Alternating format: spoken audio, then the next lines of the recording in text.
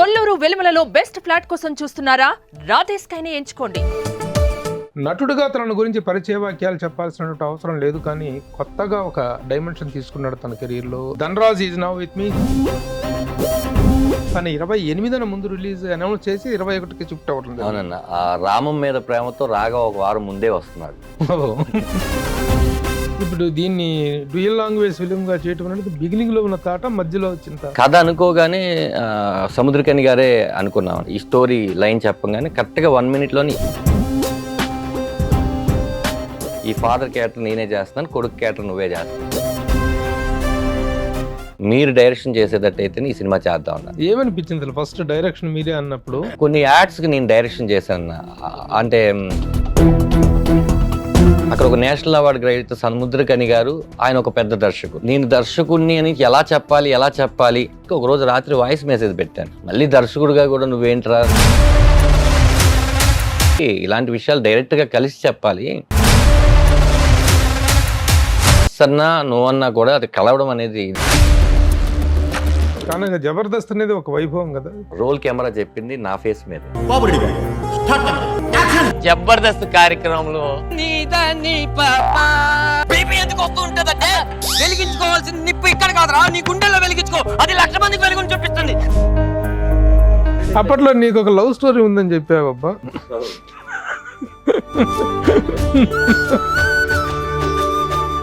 తండ్రి కొడుకుల అనుబంధం మీద గతంలో చాలా సినిమాలు వచ్చినాయి. ఏంటి ప్రత్యేకత? పుట్టినప్పటి నుంచి చాలా ప్రేమగా పెంచుకున్న తండ్రి ఒక ఏజ్ వచ్చిన కొడుకుని ఎందుకు తిడుతున్నాడు? నా మొదటి సంపాదన నాన్న. చెప్పు తగుద్ది లోపల పట్టు. కొట్టేంత వరకు చేసే తప్పులు క్షమించవచ్చు. డైలాగ్స్ చాలా బాగున్నాయి. నీకే కనుక ఒక కూతురుంటే లడ్వాడికి ఇచ్చి పెళ్లి చేస్తావా? అదే చివరిలో ఒక డైలాగ్ ఉంటుంది, ఇంటి పేరు ఇవ్వగలను కానీ నేను ఇంటి పేరు మాత్రమే ఇవ్వగలను, మంచి పేరు వాడే తెచ్చుకోవాలి కదా.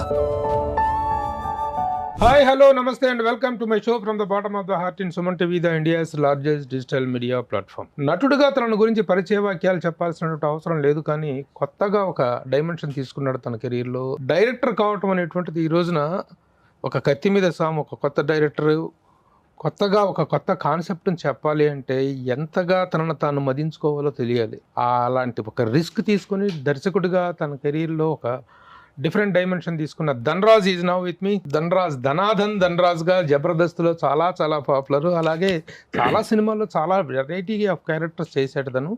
అలాంటి తను ఫస్ట్ టైం డైరెక్షన్ చేస్తూ రాఘవం అనేటువంటి సినిమాతో వస్తున్నాడు. యాక్చువల్గా February 21న ప్రేక్షకుల ముందుకు రాబోతోంది, కానీ 28న ముందు రిలీజ్ అనౌన్స్ చేసి 21కి షిఫ్ట్ అవ్వడం. అవునన్న, ఆ రామం మీద ప్రేమతో రాగా ఒక వారం ముందే వస్తున్నాడు. ఎందుకలా? డిస్ట్రిబ్యూటర్స్ అన్న మన సినిమా తీయగలం. వాళ్ళు ఏమన్నారంటే 21వ తారీఖు వేసుకుంటే 22, 23 శని ఆదివారాలు వస్తున్నాయి, 26, 27 శివరాత్రి సెలవులు వస్తున్నాయి, ఒక చిన్న సినిమాకి మంచి డేట్ అవుతుందని చెప్పారు. ఓకే, ఒక చిన్న సినిమాకి 4 హాలిడేస్ దొరకడం అనేది మంచి విషయం కాబట్టి 21వ తారీఖు తమిళ్లోను తెలుగులోను సేమ్ డేట్ రిలీజ్ అవుతుంది. ఇదే సినిమా ఇదే అడ్వాంటేజ్ మిగతా ప్రొడ్యూసర్స్ మిగతా హీరోలు సినిమాలు కూడా తీసుకుంటారు కదా. ఆ రోజున మరి కాంపిటీషన్ ఆఫ్ రిలీజ్ అంటే ప్రతి వారం ఒక 5-6 సినిమాలు ఉంటాయి కాబట్టి ఏదో ఒక వారం రిస్క్ చేసుకోవాలి కదా మనం ఖచ్చితంగా. మా ప్రొడ్యూసర్ గారు, డిస్ట్రిబ్యూటర్ గారు మేము అందరం కూర్చొని మాట్లాడితే వాళ్ళందరూ సినిమా మీద ఉన్న కాన్ఫిడెంట్తో 21కి రండి, బాగుంటే అన్ని సినిమాలు ఆడతాయి అని చెప్పారు. యాక్చువల్గా మీలాగా ఒక కొత్తగా డైరెక్షన్ చేస్తున్నటువంటి వ్యక్తి, అందులో ఒక కెమెడియన్గా ఒక సపరేట్ వ్యూవర్షిప్, సపరేట్ ఇది ఉన్నటువంటి వ్యక్తి డైరెక్షన్ చేస్తున్నాడు అనేటువంటిది ఒక పెద్ద వెంచర్ అయితే, అది డ్యూయల్ లాంగ్వేజ్ సినిమా కావటం, ద్విభాషా చిత్రం, రెండిట్లో సైమల్టేనియస్గా రిలీజ్ కావటం కూడా ఒక పెద్ద ఛాలెంజ్ అన్న. దట్ వరల్డ్ వైడ్గా. అవునండి, తమిళ్లో వరల్డ్ వైడ్గా వెళ్తుంది, తెలుగులో వరల్డ్ వైడ్గా వెళ్తుంది, యుఎస్ రిలీజ్ కూడా ఉంది, యుఎస్ రిలీజ్ అన్నీ ఉన్నాయి, అన్ని వరల్డ్ వైడ్గా వెళ్తుంది. అందుకే ఇంత టైం పట్టింది. సినిమా ప్రోడక్ట్ అయిపోగానే 6 నెలలు ముందు ఈ ప్రోడక్ట్ అయిందన్న. మేము కరెక్ట్గా ప్లాన్ చేసుకొని, అంటే అక్కడ డేట్ దొరికితే ఇక్కడ దొరకట్లేదు, ఈ రెండు ఒకటేసారి దొరకకపోతే కరెక్ట్ కాదని వెయిట్ చేసి మంచి పబ్లిసిటీ చేసుకుంటూ మెల్లిమెల్లిగా వెళ్దామని స్టార్ట్ చేసామన్న. ఇప్పుడు దీన్ని డ్యూయల్ లాంగ్వేజ్ ఫిలిం గా చేయటం అనేది బిగినింగ్ లో ఉన్న తాట, మధ్యలో వచ్చిన తాట. అంటే సముద్రకని ఉండటం వల్ల సముద్రకర్ గారు ఫైనల్ అవటంతోనే డ్యూయల్ లాంగ్వేజ్కి వెళ్ళిపోవాలి. కథ అనుకోగానే సముద్రకని గారే అనుకున్నామన్న. యాక్చువల్ సముద్రకని గారి కథ చెప్పిన తర్వాతే ప్రోడక్ట్ ముందు బయటకు వచ్చింది. విమానం సినిమా దర్శకుడు శివప్రసాద్ యానాల గారిది ఈ కథ. కథ ఏమను ఆయన 2 కథలు రాసుకున్నాడు. ఒకటి విమానం, అప్పటికి టైటిల్ పెట్టని ఈ రామం రాఘవం. షార్ట్ గ్యాప్ లో విమానం షార్ట్ గ్యాప్ లో నెక్స్ట్ ఏంట్రా తమ్ముడు అని ఆయన అడిగితే, అన్న నేను ఒక మంచి క్యారెక్టర్ చేసి ఒక తండ్రి క్యారెక్టర్ పెట్టుకుని ఒక సినిమా శివగారు చెప్పారు, అది మెటీరియలైజ్ అయితే బాగుంటది అనగానే ఏంట్రా కథ ఏంటి అనగానే అడిగారు. అడగగానే ఒక 1 minute లో ఈ స్టోరీ లైన్ చెప్పగానే కరెక్ట్గా 1 minute లోని ఈ క్యారెక్టర్ నువ్వు ఎవరైనా అనుకున్నావా, నేను చేస్తే నీకు ఓకేనా అని అడిగారు. అసలు అన్నం మీరు చేస్తారా అంటే నేను చేస్తాను, మరి ఏ ప్రొడక్షన్ హౌస్కైనా చెప్పుకోనా అన్నాను. ఏ ప్రొడక్షన్ హౌస్కైనా చెప్పు, ఈ ఫాదర్ క్యారెక్టర్ నేనే చేస్తున్నాను, కొడుకు క్యారెక్టర్ నువ్వే చేస్తున్నావు అన్నారు. అప్పుడు నేను ఇది పట్టుకుని తిరిగా చాలా కంపెనీలకి. తిరుగుతున్న క్రమంలో ఈ పృథ్వీ పోలవరపు గారు వాళ్ళ మామయ్య ప్రభాకర్ ఆరిపాక గారు ఆయన కథ విని, నేను కాదండి మా మేనల్లుడు పొడిచి చేస్తాడు, ఆయన దుబాయ్లో ఉంటాడు, సమ్ బిజినెస్ ఉన్నాయి, మీరు జూమ్ మీటింగ్లో చెప్పాల్సి వస్తుంది కదా అన్నారు. సరే జూమ్ మీటింగ్లో కొంచెం ఒక 1 second అటు ఇటుగా ఉంటుంది, మరి వాళ్ళకి ఏం వద్దో అని చెప్పి జూమ్ మీటింగ్లోనే నేను అనుకున్న 10 నిమిషాలు శివప్రసాద్ గారు చెప్పిన 10 నిమిషాలు స్టార్ట్ టు ఎండ్ చెప్పారు. ఆయన కథ విని నా గొంతు ఆరిపోయింది సార్, ఈ సినిమా మనం చేస్తున్నాం అన్నారు. ఆ రోజు ఎప్పుడైతే డిసిషన్ తీసుకున్నప్పుడే సముద్రకని గారు ఉన్నారు కాబట్టి మనం తెలుగు తమిళ్ చేద్దామండి, ఎందుకంటే రెండింటికి అక్కడ ఇక్కడ యూనివర్సల్ మ్యాటర్ ఫాదర్ సన్ అనేది, బట్ నేటివిటీ పరంగా చూసుకుంటే తమిళ్కి తెలుగుకి కరెక్ట్ గా ఉంటుంది, ఆయన ఎక్స్పెక్ట్ కూడా చేస్తారు కదా అని చెప్పి ఆ రోజు అనుకున్నాను. అలా మొదలైంది. కాకపోతే అప్పుడు నేను ఓన్లీ నటుడిని మాత్రమే ఆ సినిమాకి, దర్శకుడు నేను కాదు. ఎవరిని పెడదాం అనే దాంట్లో 2-3 పేర్లు రావడం, ఆ తర్వాత ఒక దర్శకుడిని పెట్టడం, ఆ ఐడియాలజీ డిఫరెన్స్ ప్రొడ్యూసర్ గారికి అండ్ డైరెక్టర్ గారికి రావడం, ఇంతే అదే రావడం. వాళ్ళు ఏమన్నారంటే ఇలా అయితే కష్టం అండి, మనం చేయట్లేదు అన్నారు సినిమా.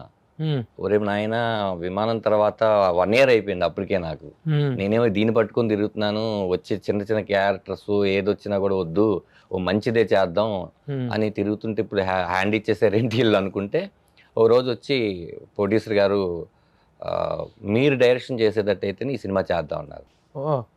నాకు అప్పుడు నేను డైరెక్షన్ చేయడం ఏంటి అని ఆలోచిస్తే, నటుడుగా నేను కాపాడుకోవాలంటే ఈ సినిమా కావాలి, ఈ సినిమా జరగాలంటే నేను డైరెక్టర్ అవ్వాలి, అలా నేను ఉండాలంటే డైరెక్టర్ అవ్వాలి. కాబట్టి యాక్సిడెంటల్ గా ఈ సినిమాకి దర్శకుడిని అయ్యాను. కానీ అవుతున్నాం కదా, ఏదో నటుడిని బాగా నటన బాగా చేసేద్దాం, దర్శకత్వం ఏముంది అనుకోలేదు. దిగితే మొత్తం అన్ని సమపాలగా కూర్చి యాక్టర్ ధనరాజ్ని డైరెక్టర్ ధనరాజ్ కి కావాల్సింది ఇచ్చాడా, డైరెక్టర్ ధనరాజ్ అడుగుతున్నది యాక్టర్ ధనరాజ్ చేయగలుగుతున్నాడా అని పెట్టుకొని ఈ సినిమాని ఇలా ఇంత దూరం తీసుకు. ఏమనిపించింది ఫస్ట్ డైరెక్షన్ మీరే అన్నప్పుడు? ఒక డైరెక్షన్ పట్ల ఉన్నటువంటి, direction is not an easy job కాదు.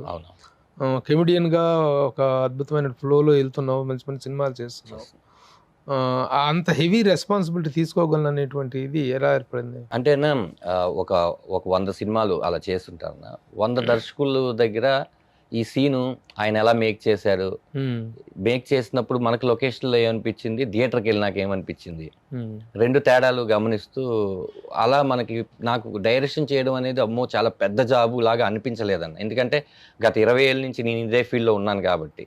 2 స్కిట్లు చేసేటప్పుడు ఒక స్టేజ్ మీద అది అయితే స్టెచ్ చేసేది, స్టార్ట్ కెమెరా అంటే మళ్ళీ కట్ వరకు ఒక 10 నిమిషాలు చేయాలి. ప్రతి ఆర్టిస్ట్ కి మనం ఎక్కడ ఎంట్రీలు ఎక్కడ మార్కులు అని ఈ అనుభవం కొంచెం ఉంది. తర్వాత ఏంటంటే కొన్ని యాడ్స్ కి నేను డైరెక్షన్ చేశాను, అంటే అది అఫీషియల్ గా చెప్పలేను. కొన్ని యాడ్స్ ఏదైతే ఉన్నాయని నేనే చేశాను, నాకు మంచి పేరు కూడా వచ్చింది, మంచి పేమెంట్ కూడా వచ్చింది.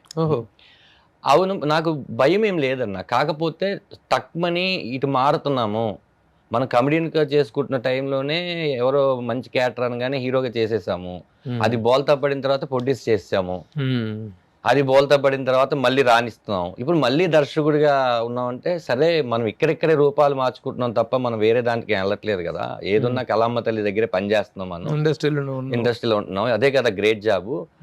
20 ఏళ్ళు ఇన్ని క్రాఫ్ట్స్ చేయడం, ఇన్ని సినిమాలు నటించడమే గొప్ప విషయం అని చెప్పి నన్ను నేను నిరూపించుకోవడానికి ఇంతకన్నా మంచి ఛాన్స్ ఉండదని అనుకొని చాలా కసిగా అనుకున్న డేట్లోనే తీశాను.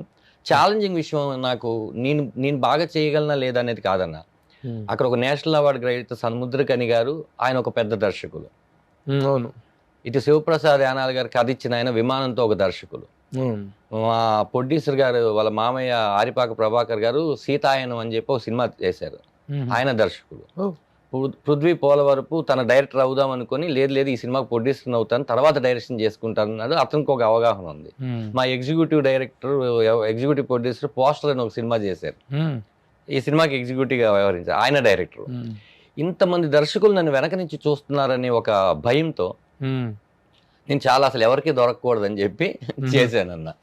అది సముద్రకని గారు నేను దర్శకుడిని అని ఎలా చెప్పాలి మరి నో అంటారా, సరే నాకు తండ్రిగా ప్రొడ్యూసర్ నిర్ణయం ఇంకా తెలియదు, అప్పటికి తెలీదు. అప్పుడు వేరే దర్శకుడు అనే తెలుసు ఆయనకి. షూటింగ్ ఇంకా 30 రోజులు వేరే దర్శకుడితో షూట్ స్టార్ట్ లేదన్న, ఓన్లీ స్క్రిప్ట్ వర్క్ టైంలోనే డిఫరెన్స్ స్క్రిప్ట్ వరకు ఒక వెర్షన్ అయ్యింది. ఆ వెర్షన్ ఆల్రెడీ డైరెక్ట్ చేసిన అతను చేశారన్న. ఏ సినిమా చెప్పకూడదు అమ్మా, మీరు మామూలు వాళ్ళు కాదన్న. అంటే ఎందుకు చెప్పకూడదు ఏంటి అంటే దానివల్ల బయట వేరేలాగా వెళ్ళడం వల్ల ఆయన కెరియర్ కి ఏదైనా ప్రాబ్లం అవుతుంది, నా వల్ల ఎవరికి ఏది అవ్వకూడదు అనేది. అది ఓన్లీ గొడవలు కూడా కాదన్న. మనం ఈ బడ్జెట్ అనుకున్నాం, డిఫరెంట్ ఆఫ్ ఒపీనియన్ మనం ఈ బడ్జెట్ అనుకున్నాం, లేదండి నేను చేస్తే ఈ బడ్జెట్ అవుతాయి, అయితే మేము చేయలేమండి, ఇలాంటిదే చిన్న విషయమే.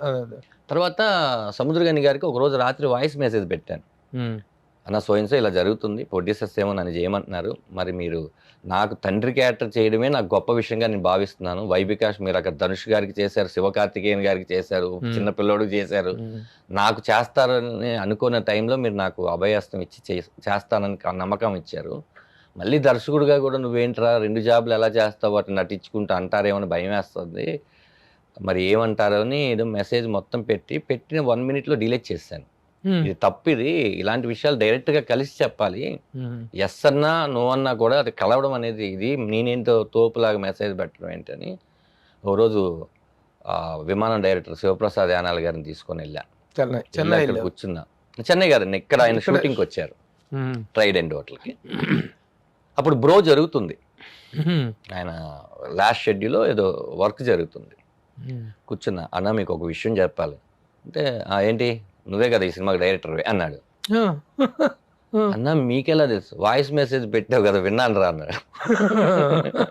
కానీ నువ్వు ఎప్పుడు వచ్చి చెప్తావా అని వెయిట్ చేస్తున్నాను, నువ్వు చాలా చక్కగా తీస్తావు ఈ సినిమాని, ఎందుకంటే నువ్వు నేరేట్ చేసిన విధానంలో ఒక ఇది ఉంది. నేను నానోడిగల్ తమిళ సినిమా శంభో శివశంభో, ఈ కథ నేను ఎవరికో చెప్పినప్పుడు ఇది ఎంత తప్పుగా తీసినా ఆడేస్తుంది అన్నాను అని ఎవరు అన్నారు. అలా ఈ కథను నువ్వు ఎలా తీసినా ఆడుతుంది, ఎందుకంటే కథలోనే అంత సోల్ ఉందిరా అని చెప్పారు. చెప్పిన తర్వాత ఓకే అన్న, అయితే ఓకే అని వెళ్ళిన తర్వాత ఫస్ట్ డే నేను ఆయనతోనే నాతో షూట్ స్టార్ట్ చేసుకున్నా. ఫస్ట్ అసలు అందరూ నా ఆధీనంలోకి వస్తున్నారా, నేను వాళ్ళ ఆధీనంలోకి వెళ్ళాలా, డిపార్ట్మెంట్ చెక్కింగ్ కోసం ఒక 2 సీన్లు 30 years పృథ్వీ గారిది మాది చేసుకున్న తర్వాత ఆయన ఎంటర్ అయ్యారు. ఒక 3-4 రోజుల తర్వాత బిహెచ్ఎల్లో ఒక హౌస్ సెటప్ వేస్తున్నాం. చూసి అన్న ఓకే అన్న, నువ్వు ఎక్స్ట్రాడినరీ చేస్తున్నావు, ఎవడు ఏం చెప్పినా వినకు, నువ్వు ఏం కావాలో నన్ను అడిగి, అంతే, రోడ్డు మీద పడమంటే పడతాను, నేను ఈ సినిమాకి నటుడిగానే వచ్చాను, ఐఎమ్ నాట్ డైరెక్టర్, నువ్వు దర్శకుడు, నువ్వేం చెప్తావో నీకు ఏం కావాలో ఎన్నిసార్లు అయినా చేస్తాను నేను, థ్యాంక్స్ అని అంత కోఆపరేట్ చేశారు. ఆయన ఒక్కలే కదన్న, హరీష్ ఉత్తమన్ గారు కానీ, కమెడియన్ సత్య, పృథ్వీ గారు, అంత ప్రమోదిని గారు. ఈ సినిమా తర్వాత ప్రమోదిని గారు ఖచ్చితంగా మదర్ క్యారెక్టర్ అంటే ఫస్ట్ గుర్తుకొచ్చే ఆవిడ అవుతారు. ఈ సినిమాలో అందరికీ ఎంత పేరు వస్తుందో ఏంటో అని ఈ రోజు నేను చెప్పలేను కదండి, మొదటి పేరు వచ్చేది మాత్రం సముద్రకని గారు అండ్ ప్రమోదిని గారి పర్ఫార్మెన్స్. చాలా చాలా చాలా ఇష్టమైన క్యారెక్టర్ అన్న, ఎందుకంటే దానికి నేను మా అమ్మ పేరు పెట్టుకున్నాను, మా అమ్మగారు లేరు, అందుకనే మా అమ్మ పేరు కమల, ఆవిడకి అదే పేరు పెట్టుకున్నాను. ఆవిడ చూసినప్పుడల్లా నాకు అదే ఫీల్ కలుగుద్ది. ఆవిడ పర్ఫార్మెన్స్ నెక్స్ట్ లెవెల్ అన్న. ఆవిడ పర్ఫార్మెన్స్ కి అంటే ఆవిడ నటనకి గుర్తింపైన క్యారెక్టర్లు ఇంకా దొరకలేదు అని నేను బాధపడుతూనే ఉన్నాను. ఈ సినిమా తర్వాత ఆవిడకి చాలా మంచి సినిమాలు వస్తాయి. డైరెక్షన్ అనేటువంటిది నీ చేతికి రావడానికి మెయిన్ ప్రధాన కారణం, అతను ఫస్ట్ టైం సెలెక్ట్ చేసుకున్న producer director cost of production విషయంలో తేడా వచ్చేసి ఈ బడ్జెట్లో అయితే నేను చేయను, నాకు ఇంత బడ్జెట్ కావాలి అయితే నేను చేస్తానని బట్టి అక్కడ వేరియేషన్ వచ్చింది. మరి ఈ ప్రొడ్యూసర్ ఇచ్చిన బడ్జెట్ అనేటువంటిది నీకు కంఫర్టబుల్గా అనిపించిందా? అంటే ఏం లేదన్న, నేనేమనుకుంటానంటే ఇప్పుడు ఈ చెట్టు ఇంపార్టెంట్ అంటే చెట్టే తెప్పించాను, ఈ చెట్టు లేదు ప్రభు గారు ఇంపార్టెంట్ అంటే నాకు చెట్టు అవసరం లేదని. కొంతమంది చెట్టు కావాలి, వాటర్ బాటిల్ కావాలి, అన్నీ కావాలి, కానీ నేను ప్రభు గారి క్లోజే తీస్తాననే వాళ్ళు ఉంటారు. నాకు ఎవరిది కావాలి అంటే ఆ ఫ్రేమ్ లో ఏం కనపడుతుందో మాత్రమే ఖర్చు పెట్టించి చేసామన్న. అంటే బడ్జెట్ విషయంలో ఎలాంటి కాంప్రమైజేషన్స్ ఉంటదన్న, ప్రతి సినిమాకి ఉంటుంది. అంటే నేను అనుకున్న దానికన్నా ఎక్కువ ఖర్చు పెట్టించానని చెప్పలేను కానన్నా స్క్రిప్ట్ కోరుకుంది. ఓవరాల్ గా ఏం చెప్పాలంటే ఆ దర్శకుడు ఏదైతే అప్పుడు అడిగారో దానికన్నా ఇప్పుడే ఎక్కువ ఖర్చు అయింది. మరి అప్పుడు ప్రొడ్యూసర్ రియాక్షన్ ఏంటి? షూటింగ్ స్టార్ట్ చేసేసాం కదా, అంటే ఆయనే ఖర్చు పెట్టించారు, ఆయనే ఖర్చు పెట్టాడు. అంటే నాకు ఒక క్యారెక్టర్ కి ఇలా ఉండాలి అంటే సునీల్ గారిని తీసుకొద్దాం అంటే సునీల్ గారు ఆఫ్టర్ పుష్ప తర్వాత మనకు దొరకదు, పర్లేదు నేను అడుగుతాను, కొంచెం బడ్జెట్ కొంచెం ఇంక్రీజ్ అవుతుంది, లేదు ఆ క్యారెక్టర్ అలాంటి వ్యక్తులు చేస్తేనే బాగుంది, అలా పెరిగి తను కూడా కాంప్రమైజ్ అవుతూ వచ్చారు. ప్రొడ్యూసర్ కాంప్రమైజ్ అవ్వలేదు, ప్రొడ్యూసర్ కాంప్రమైజ్ అవుతూ తను ఎన్హాన్స్ చేసుకుంటూ అంటే సినిమా రష్ చూసేసరికి ఒక కాన్ఫిడెంట్ వచ్చిందన్న. మార్తాండ గారు సినిమా చూసి ఫస్ట్ టైం ఆయన లొకేషన్ కి వచ్చారు. దాంట్లో నేను ల్యాప్టాప్ లో నువ్వు అనుకున్న ప్రతి షాట్ కట్ చేసి వేశాను, ఒకసారి చూస్తావా అని. లేదు సార్, మీకు నేను సినిమా ఇచ్చిన తర్వాత మీరు లొకేషన్ రావడం అనేది నాకు చాలా గర్వంగా ఫీల్ అవుతున్నాను. నేను అనుకున్న కథ ఆయనకి చెప్పాను ఫస్టే, కథ అంతా ఒక 2.5 hours స్టెచ్లో నేను ఇవ్వనమ్మా కథ ఎవరిది, నేను అది చూస్తాను అక్కడ ఏం కథ వచ్చిందా అని. అంటే లేదు సార్, నేను ఇప్పుడు ఎందుకు చెప్తున్నానంటే ఇది వచ్చిందో లేదో మీరు చెప్పండి అని ఆ కథని ముందు ఆఫీస్లో చెప్పినాక, నాన్న ఎగ్జాక్ట్ నువ్వు అనుకున్నది ఫస్ట్ షెడ్యూల్ నువ్వు అనుకున్నది వచ్చింది, ఒకసారి చూస్తావా అన్నారు. నాకు చాలా హ్యాపీగా అనిపించింది. చాలా మహానుభావుడు వెంకటేష్ గారు అంటే ఆయన ఫస్ట్ క్రిటిక్. సినిమా చూసారంటే ఆయనకి నచ్చితే అంత గొప్పగా అప్రిషియేట్ చేస్తూ సూచనలు ఇస్తారు, లేదనుకుంటే అంత నిర్మోహమాటంగా చెప్పేస్తారు. ఆయనే చాలా నేను వాళ్ళని ఓటీటీ కంపెనీకి చెప్పనా లేదా పలానా ప్రొడ్యూసర్కి చెప్పనా, మంచి సినిమా చావకూడదు, చాలా మంచి సినిమా ఇది బయటకు వచ్చినాక దీని రూపం మారిపోతుంది అని ఆయన అంత ఎంకరేజ్ చేశారు.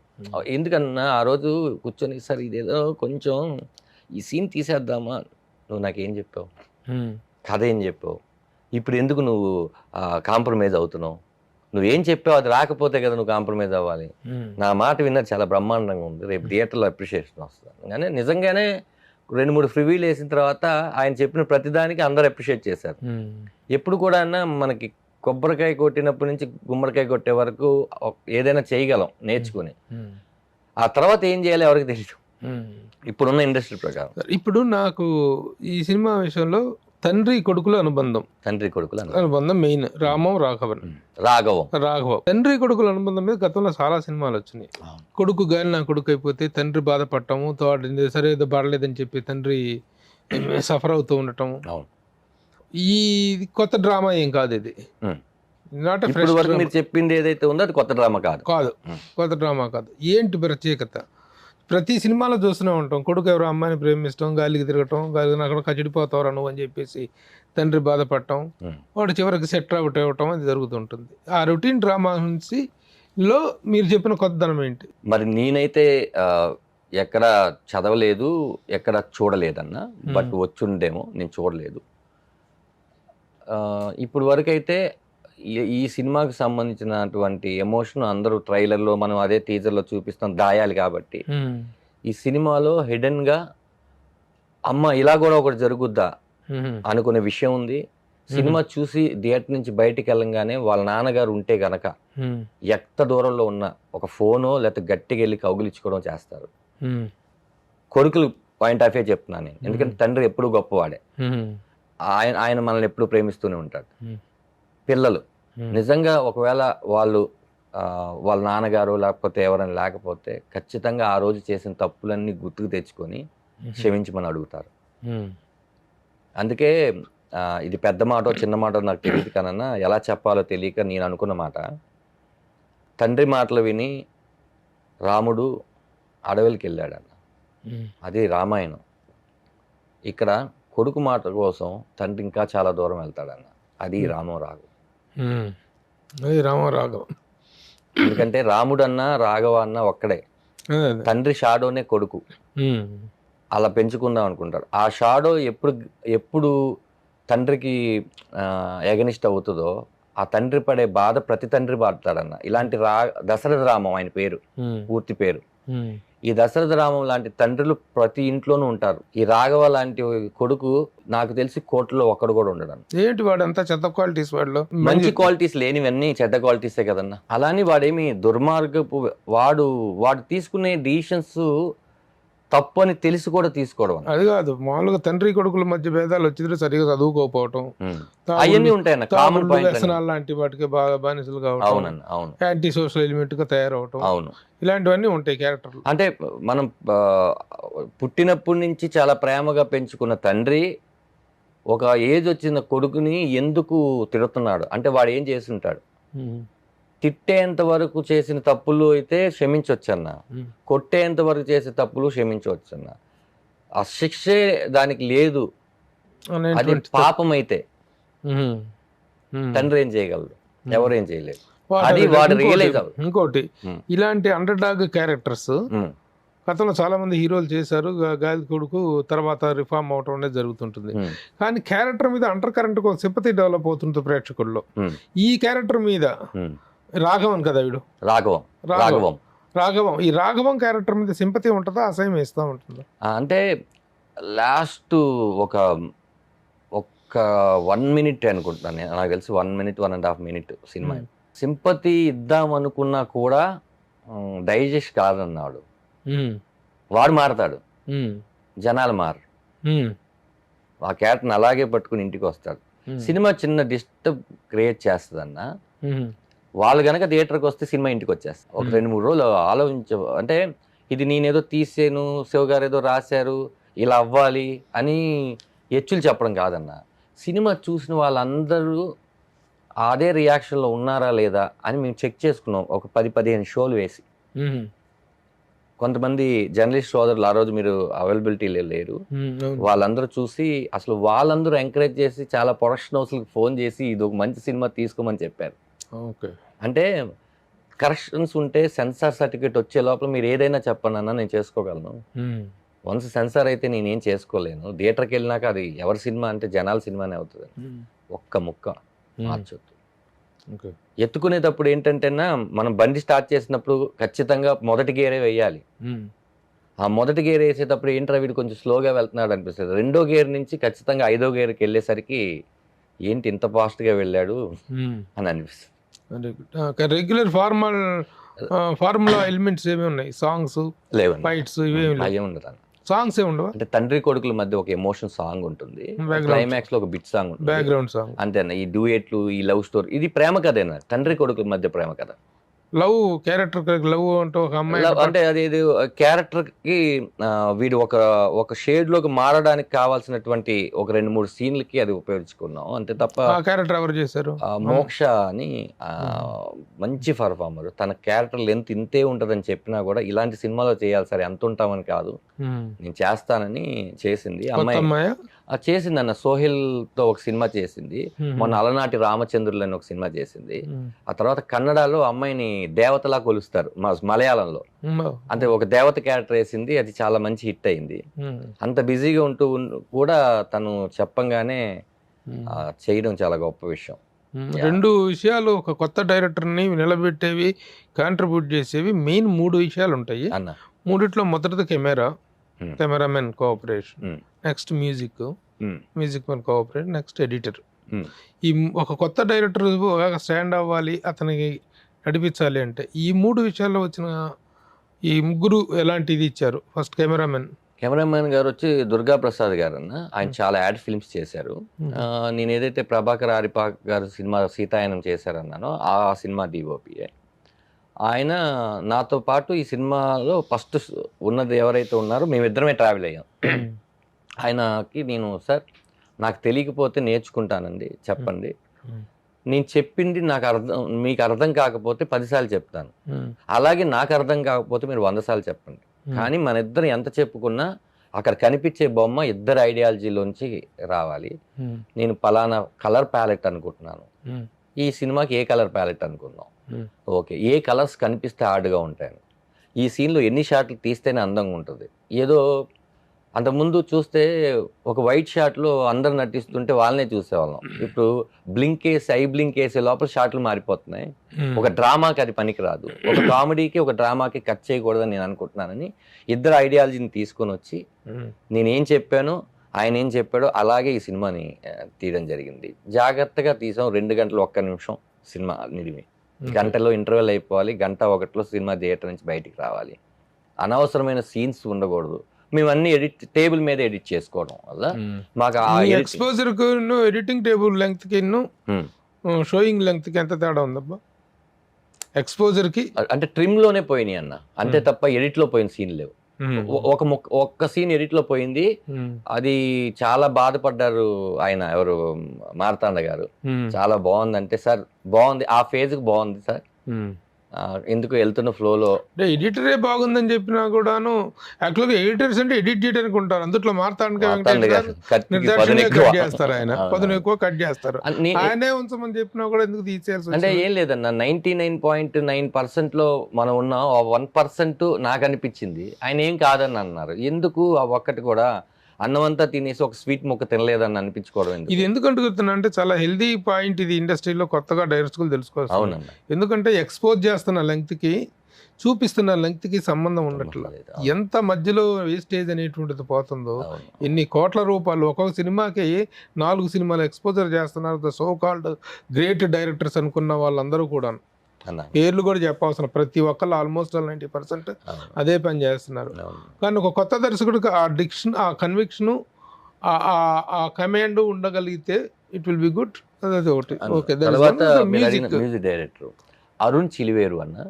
ఇంతకుముందు సాయి కుమార్ గారు అబ్బాయి ఆది గారిది శశి అని ఒక సినిమా వచ్చింది. ఆ పాట చాలా ఫేమస్, ఒకే ఒక లోకం నువ్వు, శిశిరమ్మ గారు పాడారు. ఆ మ్యూజిక్ డైరెక్టర్తో నేను ఎప్పటి నుంచో వర్క్ చేద్దాం అనుకుంటూ ఉన్నా. ఆ ప్రొడక్షన్ హౌస్కి ఎలా చెప్పాలి, వీడేంటి డైరెక్టర్ చేసాము, వీడి కోసం డబ్బులు ఖర్చు పెడుతున్నాం ఆర్టిస్ట్గా, సముద్రకని గారు ఓకే అన్నారు, ఆ అమౌంట్ అయ్యి చిన్న బడ్జెట్ అవుతుంది, మళ్ళీ మ్యూజిక్ డైరెక్టర్ కూడా అంటారేమో, ఎలా చెప్పాలి, బట్ ఏమో నేను కాంప్రమైజ్ అవ్వలేకపోతున్నాను. అప్పుడు మ్యూజిక్ డైరెక్టర్ ఎవరైనా అనుకున్నారంటే, సార్ నేను అరుణ్ చిలివేరు, మేము కూడా అరుణ్ చిలివేరు అనుకున్నాం అన్నారు. అమ్మ బాబాయ్, నీకేమో ఎట్లా కలిసి వచ్చింది, నాకేంటి అన్ని ఇలా కలిసి వస్తాయంటే, ఆయన ప్రాజెక్ట్ చేయడానికి నెక్స్ట్ ఏదైనా చేస్తే అరుణ్ గారిని అనుకున్నారంట, ప్రభాకర్ ఆరిపాక గారు, పృథ్వీ పోలవరపు గారు. అప్పుడు అరుణ్తో మాకు చాలా మంచి ఫ్రెండ్షిప్ ఉందంటే అరుణ్ గారిని పిలిచి, సార్ సినిమా రిజల్ట్స్ మన చేతిలో లేవు సార్, మంచి సినిమా తీసామో లేదో మాత్రం మన చేతిలో ఉంటుంది, మనం మంచి సినిమా చేద్దాం, ఎప్పటికైనా సరే మీకో నాకో ఒక 5 ఏళ్ళు 10 ఏళ్ళ తర్వాత ఏ సినిమా చేసాము అంటే గుర్తుండిపోయే సినిమా చేద్దాం అని కథ చెప్పాను.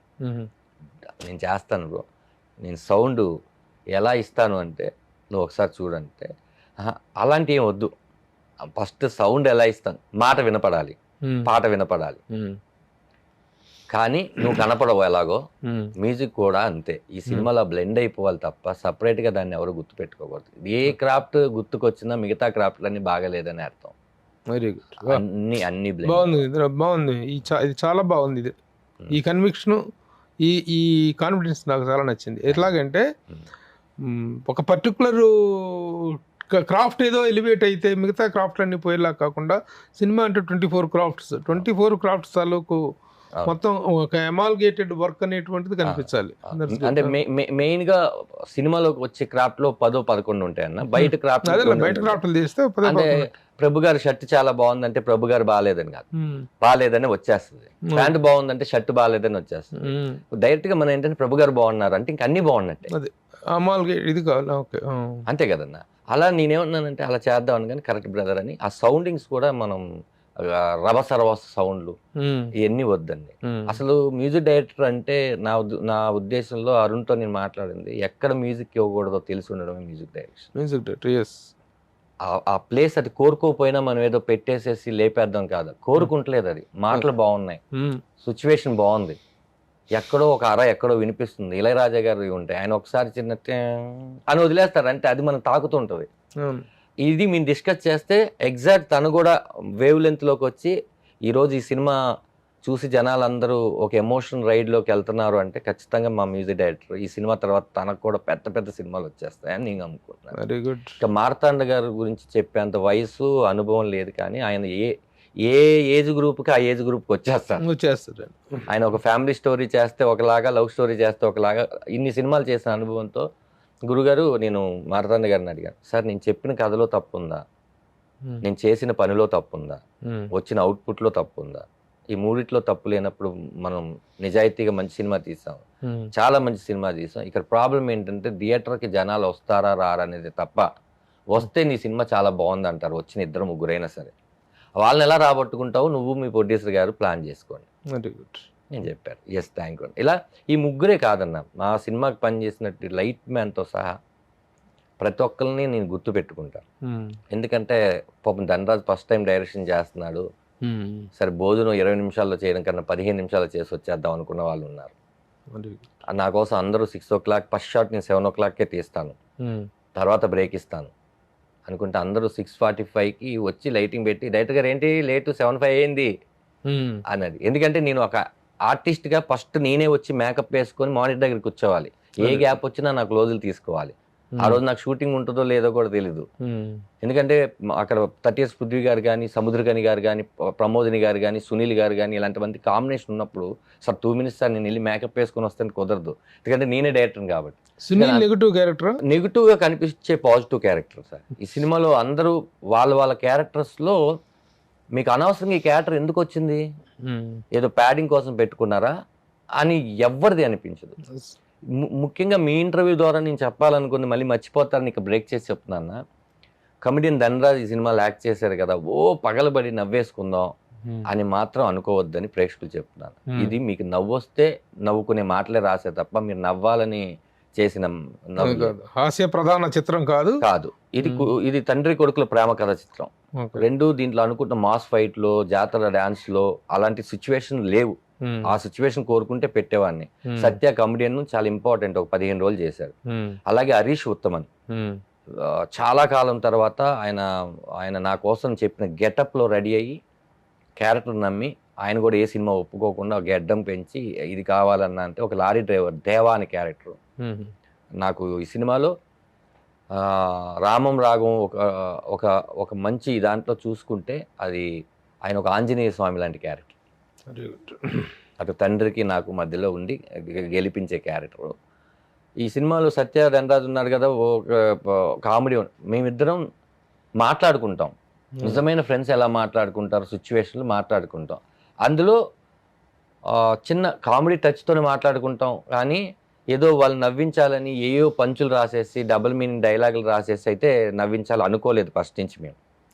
ఇది వచ్చే వాళ్ళు ఫ్యామిలీస్, వాళ్ళు బయటికి వెళ్ళేటప్పుడు అంతా బాగుంది కానీ ఆ ఎక్కడో కొంచెం అది అని కూడా రాకూడదు అని అనుకున్నాం. అంటే యాక్చువల్ గా ధనాధన్ ధనరాజ్ అంటే జబర్దస్త్ లో ఒక పెద్ద ఫేమస్ బ్రాండ్ నవ్విస్తారు అనేటువంటిది. అలాంటి దగ్గర నుంచి నీ దగ్గర నుంచి కామెడీని ఎక్స్పెక్ట్ చేయొద్దాం అంటే ఎక్స్పెక్ట్ చేయొద్దండి. ఇప్పుడు నేను పిల్ల జమీందారులో బాగా నవ్వించి ఒక సీన్లో ఏడిపించాను. అది బయటకు వచ్చి జనాలందరూ ఒక కమెడియన్ ఏడిపిస్తే ఇంత ఉంటుందని విషయం తెలుసు కానీ నువ్వు కూడా బాగా చేయగలవు అర్థమైంది అన్నారు. నవరసాలు అన్నిట్లోనూ హాస్యం రసం అనేది చాలా కష్టమైందన్న. హాస్యరసం బాగా చేసిన నవరసాలు ఏ రసమైనా చేయగలరు. అది పెద్ద వాళ్ళందరూ ఇప్పటి వరకు నిరూపించారు, వాళ్ళే నా ఆదర్శం. ఎందుకంటున్నానంటే ఒకవేళ అలా నేను కనుక చేస్తే ఆ క్యారెక్టరైజేషన్ నాకు ఎందుకో కొడుతుంది. వీడు ఇలా ఈ రాగం ఇలా బిహేవ్ చేయకూడదు కదా, ఎందుకు 5 నిమిషాలకు ఒకలాగా బిహేవ్ చేస్తాం, ఈ క్యారెక్టర్ ఇది కాదు కదా, వద్దు అని చెప్పి ఆ క్యారెక్టర్ మీరు సినిమా చూస్తే నువ్వే ఎందుకు యాక్ట్ చేయాల్సి వచ్చింది, నువ్వే ఎందుకు ఆ ఇంటర్వ్యూలో చెప్పిన మాటలు చెప్పావు అని మీరే చెప్తారు. అందుకని ఎందుకంటే ఆ క్యారెక్టర్లో ఉందామని. సో 21 ఫిబ్రవరి 21 అన్న మీ అందరి blessings big day in your life. నిజంగా అంటే ఆ రోజు చాలా ఆనందపడాలా, లేకపోతే ఏంట్రా నేర్చుకొని ఇంకో దానికి ముందుకు వెళ్ళాలా అని చెప్పే డే. ఒక విషయం, 10-12 మంది పెద్ద స్టార్ సినిమాలు తప్ప ఓపెనింగ్స్ అనేటువంటి రానటువంటి పరిస్థితి కనిపిస్తుంది. అవునన్నా, ఏదో ఒక సినిమా సక్సెస్ అయిందంటే చిన్న సినిమా ఏదో ప్రమాదవశాత్తు అయినట్టుగా అనిపిస్తుంది తప్ప యాక్సిడెంటల్ సక్సెస్ లాగా అనిపిస్తున్నాయి తప్ప థియేటర్ పుల్లింగ్ అనేటువంటిది లేకుండా పోయింది. ఈ నేపథ్యంలో what is your confidence in the theatre? ఈ సినిమా రిలీజ్ అయినాక థియేటర్లో ఒక 5 ఉంటారు అనుకుంటున్నానన్న, 5-10 మందో ఉంటారేమో. ఆ 10 మంది మధ్యాహ్నం షోకి 20 మందిని తెస్తారు, ఆదివారం ఫుల్ చేస్తారు. అదే నా కాన్ఫిడెన్స్. జనాలు ఎప్పుడు మోసం చేయలేదన్న, మనం మోసం చేసాం తప్ప. వాళ్ళు చాలా క్లారిటీగానే ఉన్నారు. వాళ్ళు నాడి పట్టుకోలేము, లేకపోతే వాళ్ళ థాట్స్ లెవెల్ పట్టుకోలేము కాదన్న. జనాలు అనుకున్నదే జరగాలి, వాళ్ళు అనుకున్నప్పుడు జరగకూడదు. అదే మనం తీసేసింది. మన ప్రొడ్యూసర్ గారు చెప్పినట్టు నిజంగా నేను వాళ్ళని వదిలేస్తే అదేమిటంటే వాళ్ళని పట్టుకొని థియేటర్లో నేను తెరకి వాళ్ళని గట్టిగా అటాచ్ చేసి ఎక్కడో వదిలేసినప్పుడే వాళ్ళు మళ్ళీ లేపడం కష్టం అవుద్ది. అలా వదలకుండా నేనే చెక్ చేసి, నాలో ఫస్ట్ ఒక ఆడియన్ ఉన్నాడు కదన్న, ఆడియన్ తర్వాతే ఈ ఆర్టిస్ట్ అయినా దర్శకుడు అయినా. నేనైతే ఈ సినిమాలు ఏంటి వెతుకుతాను, ఏమేమి తప్పులు ఉన్నాయి, ఎక్కడ ఆగిపోతుంది ఫ్లో, ఈ డైలాగ్ అవసరమా, ఇది అతనికి ముందే తెలీదా, ఇంత క్రాస్ చెక్ చేసుకొని 2 years వర్క్ చేసామన్న స్క్రిప్ట్ మీద. Very good. మాకు తెలిసైతే ఏ తప్పు చేయలేదన్న, తెలియకుండా జరిగి ఉండొచ్చేమో సినిమాలు. ధనరాజు దాదాపు 100 సినిమాలు పైన యాక్టర్గా 90-100 ల్యాబ్లో ఉన్న సినిమాలతో లెక్కెట్టుకుంటే తీసుకోవచ్చు. ఇన్ని సినిమాల్లో ఇంతమంది పెద్ద పెద్ద స్టార్స్ తోటో, యాక్టర్స్ తోటో, డైరెక్టర్స్ తోటో వర్క్ చేయటం, ఒక ఐడెంటిటీ తెచ్చుకోవటం జరిగింది. ఇప్పుడు ఫస్ట్ టైం డైరెక్షన్ చేస్తున్నామంటే ఇండస్ట్రీలో నుంచి, మీ కొలీగ్ యాక్టర్స్ నుంచి, కొలీగ్ డైరెక్టర్స్ దగ్గర నుంచి వచ్చిన రెస్పాన్స్, వాళ్ళ దగ్గర వచ్చిన సపోర్ట్ ఏంటి? ఇందులో నాన్న పాట తెలిసిందా నేడు అనే పాట సుకుమార్ గారితో లాంచ్ చేయించుకోవాలి. నా జగడం సినిమా నేను ఇంట్రడ్యూస్ అయ్యాను కదా, నేను ఆర్టిస్ట్గా ఆయన చేతుల ద్వారా అయ్యాను, దర్శకుడు అవుతున్నాను, ఆ విషయం ఆయనకి చెప్పాలి. ఎందుకంటే ఆయన ఒక నాన్నకు ప్రేమతో, ఇలా తండ్రి అంటే ఆయనకి ఎంత ప్రేమో అందరికీ తెలుసు అని. ఎందుకంటే మా అబ్బాయి పేరు సుకురామ్, నాకు ఇది ఉంది, నా డాడీ అని కూడా పిలుస్తుంటాను ఒకసారి నేను గురువు గారిని. పాట చూసిన తర్వాత ఆయన ఒక 15 గంట మాట్లాడారు. అప్పుడే సునీల్ గారు కూడా అదే సెట్లో ఉన్నారు. పుష్ప 2 సెట్కి వెళ్ళాను. అన్నయ్య బాగా చేశాడు అన్నయ్య, అసలు నాకు తెలిసి ఆ టైంలో అన్ని సీన్లు టక్క తీసేశాడు, క్లారిటీగా, పేపర్ కూడా పట్టుకోకుండా క్లియర్గా తీసాడు అని మొత్తం చెప్తే చాలామంది చెప్తున్నారు. ఆ పాటలో కొన్ని ఎక్స్ప్రెషన్స్ గురించి మాట్లాడారు. చాలా మెచ్యూరిటీ ఉండాలి ఆ ఎక్స్ప్రెషన్స్ చేయాలంటే అని కథ అంతా తెలుసుకొని ఆయన, అది నాకు చాలా అద్భుతమైన సపోర్ట్. ఇంకా ఈ సినిమా చాలామంది చూశారన్న, వాళ్ళందరూ కూడా చాలా పెద్దవాళ్ళు. ఎవరెవరు చూసారా ప్రముఖులు? అంటే నేను అంటే వాళ్ళ ఫేమ్, వాళ్ళ ఇమేజ్ బట్టో నేను ప్రముఖుడు అనుకోను. నాకేంటంటే జడ్జిమెంట్ కరెక్ట్గా చెప్తారా లేదా అనే వాళ్ళు చూశారు, బాగా మెచ్చుకున్నారు. ముఖ్యంగా నిమ్మకాయల ప్రసాద్ గారు, ఆయనకి సినిమా చూసినాక ఆయన ఈ సినిమా తర్వాత నిన్ను చూసే కళ్ళు మారుతాయి ధనరాజ్ అన్నారు. అంతకన్నా గొప్ప విషయం ఉంది. మారుతి గారిని ఫ్రీ రిలీజ్ ఈవెంట్కి పిలవడానికి వెళ్ళాను. ఈ సినిమా గురించి చాలా బాగా మాట్లాడుతున్నారు బయట, చాలా బాగా చేసావని, ఆల్ ది బెస్ట్, నేను ఫ్రీ రిలీజ్ ఈవెంట్కి వస్తానని నేను మాట ఇచ్చాను. బ్రహ్మానందం గారికి బర్త్డే రోజు ఆయన్ని సన్మానిద్దామని వెళ్తే చాలా బాగా వచ్చిందంటే కదరా, మన కమెడియన్స్ అంటే ఓన్లీ కామెడీయే కాదురా, అన్నీ చేస్తామని అందరూ నిరూపిస్తున్నారు, నాకు చాలా ఆనందంగా ఉంది, గట్టిగా కొట్టు అని. ఈ ఎవరు కూడా డిసప్పాయింట్ చేసి నన్ను మాట్లాడలేదన్న. అంటే అనుకున్నా కూడా నాకు చెప్పలేదు, నన్ను ఎంకరేజ్ చేద్దాం అనుకున్న వాళ్ళందరూ నాకు చెప్పారు, డిసప్పాయింట్ చేద్దాం అనుకున్న వాళ్ళు నాకు చెప్పలేదు. ఎవరికైనా చెప్తే వాళ్ళు కూడా చెప్తే బాగోదని నాకు చెప్పలేదేమో. ఓకే, అంతే. ఎప్పుడైనా ఎవరైనా నలుగురు ఎంకరేజ్ చేస్తూ మాట్లాడతారు తప్ప, ఇప్పుడు నేను సినిమా చూసినా సరే ధనరాజ్ బాగా చేసావు, కంగ్రాట్స్ అనే అంటాను తప్ప అందరి ముందు అది చెప్పి మీలాంటి వాళ్ళు ఏంటంటే నాన్న ఇది జరిగిందని నాకు పర్సనల్ గా చెప్తారు. మంచి మైక్ లో చెప్పాలి, చెడు చెవులో చెప్పాలి అని మెగాస్టార్ గారి వాచ్ ఒకటి ఉంది. చిరంజీవి మనకొక ఇప్పుడు నేను ఎంతవరకు February 21 వరకు అబద్ధం చెప్పగలనా చెప్తే, 22వ తారీఖు నుంచి నేను చెప్పిన అబద్ధాలన్నీ నన్ను అబద్ధాలు కోరుగా చూడరు. దాని తర్వాత నుంచి నేనేం చెప్పినా నమ్మరు. ఫస్ట్ నీ మైండ్ అదే పెట్టుకున్నాను, నిజమే చెప్పు, లేదన్నా అక్కడెక్కడ ప్రాబ్లం ఉంటుంది, బట్ అలా ఉన్నా కూడా నిజమే చెప్పు. నేను కాన్ఫిడెంట్ గా చెప్తున్నాను అన్న, 100% కాన్ఫిడెంట్ చెప్తాను. కమెడియన్ గా తెలుసు, చిన్నప్పుడు బడ్డింగ్ యాక్టర్ గా ఉన్న రోజు నుంచి తెలుసు కదా. అవును, చూస్తున్నాను. ఇప్పుడు ఈ ఇంటర్వ్యూలో మాట్లాడుతున్న తీరు కానీ, ఈ సినిమాకి వచ్చినటువంటి పేరు పాయింట్ ఆఫ్ వ్యూలో ధనరాజులో ఇంత విషయం ఉందా, ధనరాజులో ఇంత కన్విక్షన్ ఉందా అని నేనే ఆశ్చర్యపోతున్నాను. బాగుంది, really. Your confidence is good, your way of talking is good. ఎందుకంటే మనం ఒకసారి దుబాయ్లో కలిసాం.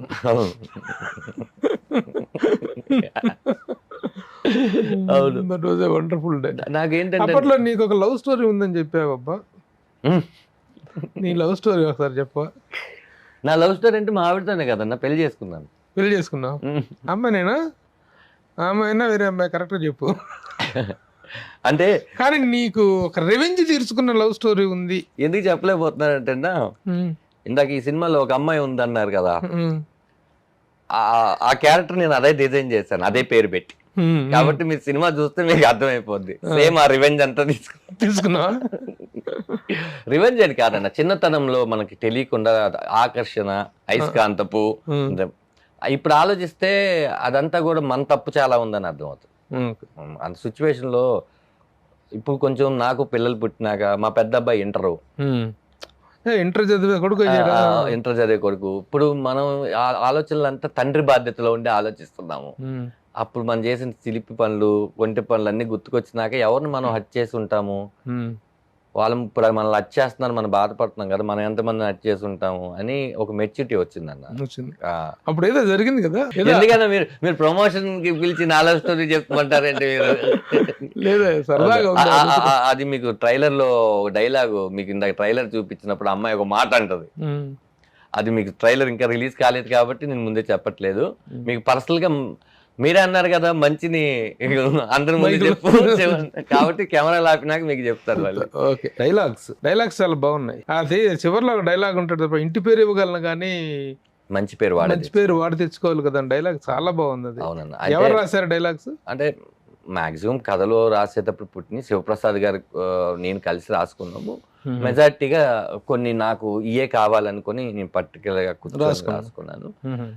దాని తర్వాత ఒక ఎక్స్టెన్షన్ డైలాగ్ ఉంటదన్న, ఇంకా వాడి గురించి ఆలోచిస్తున్నారా అని అడుగుద్దా. నాకు వేరే ఆలోచన ఏముంది చెప్పు, నేను ఇంటి పేరు మాత్రమే ఇవ్వగలను, మంచి పేరు వాడే తెచ్చుకోవాలి కదా. భూమి మంచిదే, విత్తనం మంచిదే, చెట్టు ఎందుకు అలా పెరిగిందో నాకు అర్థం కావట్లేదు అంట.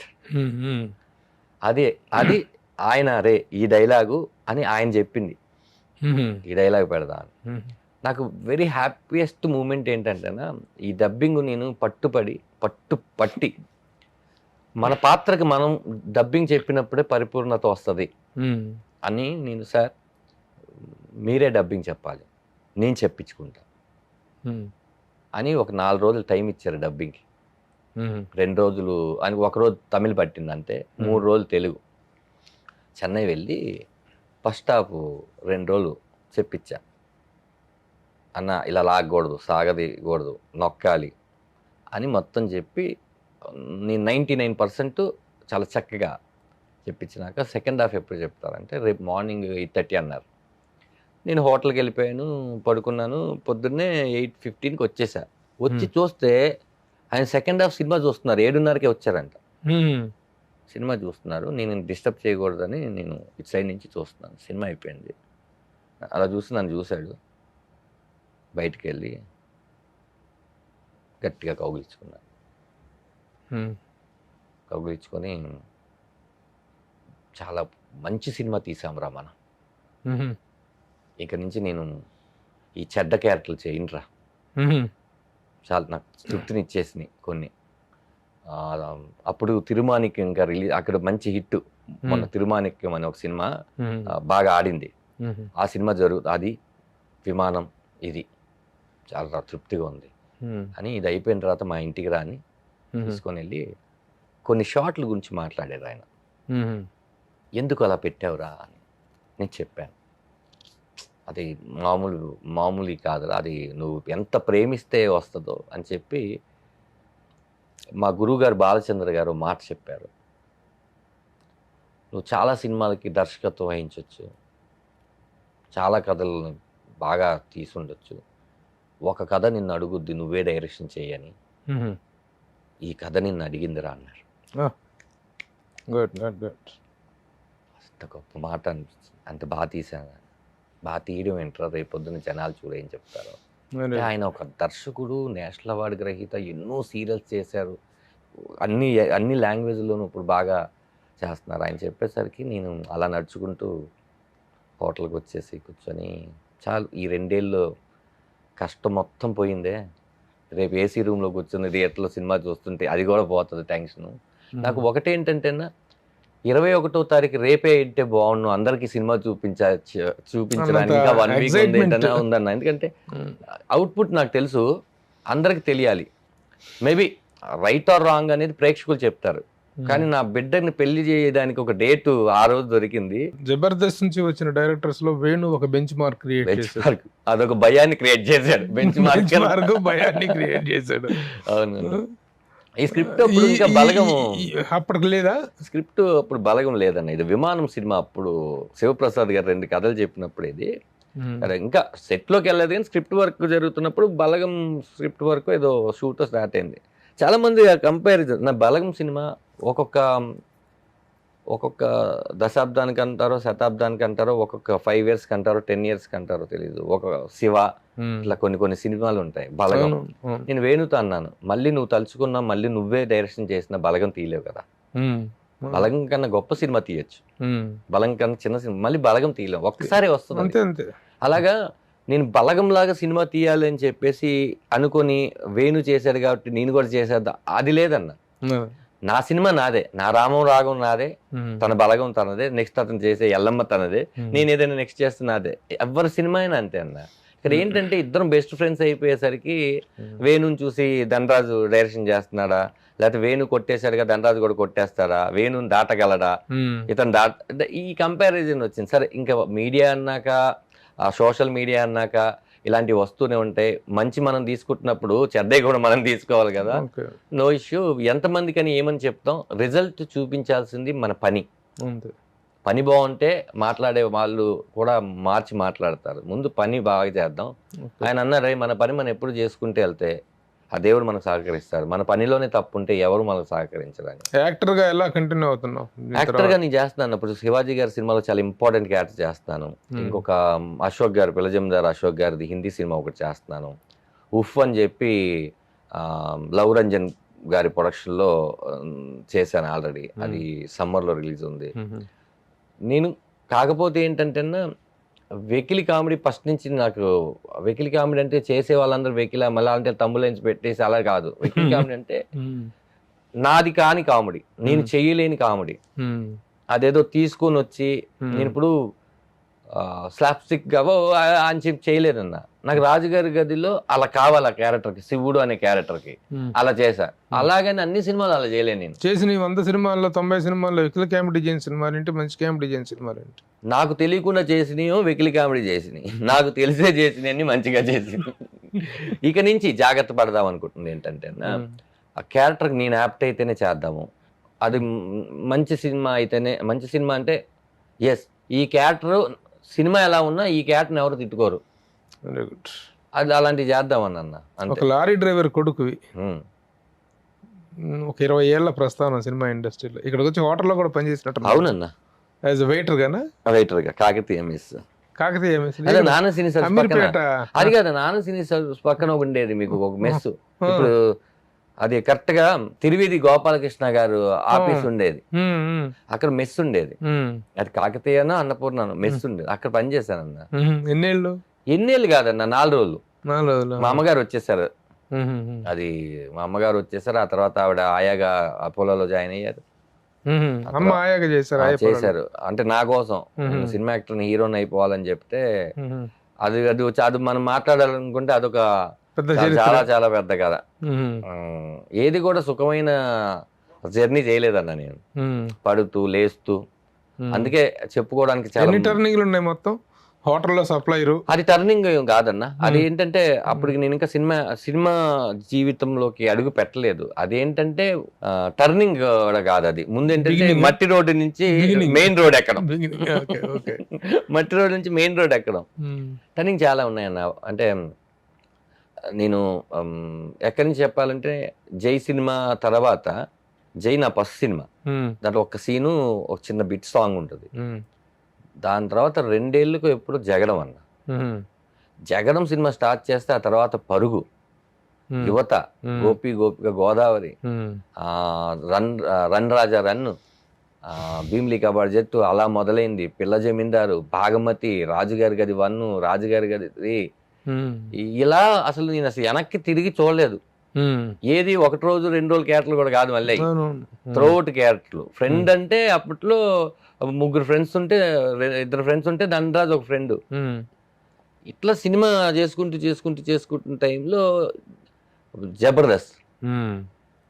అసలు మేము అప్పటి వరకు సినిమాకి ఎంత ఇచ్చేవాళ్ళన్నా, జగడం సినిమాకి మా అందరికి నాకు మాట్లాడింది 12,500 25 రోజులకి. అది 50 రోజులు చేశారు, 50,000 మన 25,000 ఇచ్చారు, డబల్ చేశారు కదా. అలా మాకు సినిమాకి ఇంత ఉండేది, ఇప్పుడు కాల్ షీట్ కాదు కదన్నా. అలాంటిది నేను హైయెస్ట్ గా సినిమాకి తీసుకున్నది 1,50,000 ఏమో అప్పట్లో.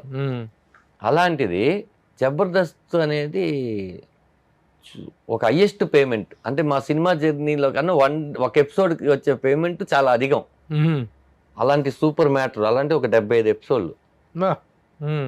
ఓకే, డబ్బులు వచ్చేస్తున్నాయి కదా, ఇంకేంటి, సరే ఓకే పొడిచేద్దాం. మ్యారేజ్ ఎప్పుడు చేసుకున్నావు? 2017 అన్న. 17లో? సారీ 2007. అదే కదా, ఇంటర్మీడియట్ చదువుతున్న కొడుకు అంటున్నావు. 17 ఈడు 17 చిన్నోడు, అందుకని నాకు అది ఎప్పుడు 17 ఆడు 10 ఏళ్ళ గ్యాప్ ఉంది. అది తర్వాత అది అయిపోయింది. ఇప్పుడేమో సర్లే అని చెప్పేసి వేరే ఛానల్కి వెళ్ళాం. ఇక్కడ తీసేయడం అంటే అక్కడ చేస్తూ ఇక్కడ చేస్తే ఎక్స్క్లూజివ్నెస్ ఉండదు కదా అన్నారు. వాళ్ళు చెప్పింది నిజమే. అక్కడికి వెళ్తే వాళ్ళు 13 ఎపిసోడ్తో ఆపేశారు. జబర్దస్త్ మిస్ అయిపోయాం. సరే మళ్ళీ వెళ్ళి అడిగితే అప్పటికి వాళ్ళు ఏంటంటే, మీరు సడన్ గా వదిలి వెళ్ళిపోతే ఇప్పుడు ఒక టీం లీడర్ కావాలి, మళ్ళీ వాళ్ళు తయారు చేసుకోవాలి. మేము వచ్చాం కదని మళ్ళీ ఆ టీం లీడర్ని కంటెస్టెంట్ గా చేయమంటే బాగోదు.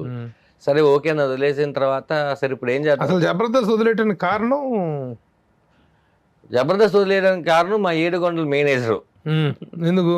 మా ఏడుకొండల మేనేజరు మా వేణు కూడా. వేణు వచ్చేసి ఏమన్నాడంటే, మనం టీమ్ లీడర్కి ఎంతకాలం ఉంటాం, హోస్ట్ అవుదాం మనం అని. ఆలీ టాగీస్ అని ఒకటి జరిగేది మా టీవీలో. ఆలీ గారికి ఏదో షెడ్యూల్ కుదరట్లేదు, వేరే షూటింగ్ పడిందని దాన్ని మా టాగీస్గా మార్చారు.